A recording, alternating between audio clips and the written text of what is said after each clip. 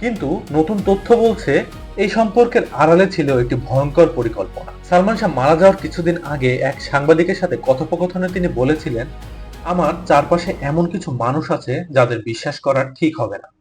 তিনি ঠিক কি বোঝাতে চেয়েছিলেন? কাদের বুঝিয়েছিলেন যে চারপাশের মানুষ?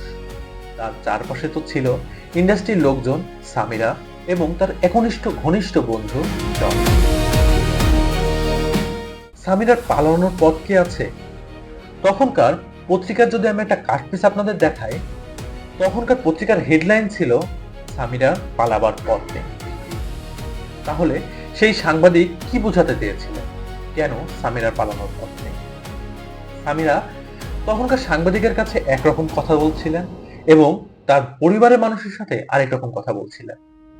তাহলে এখন কেন এসে তিনি বলছেন ভিন্ন কথা?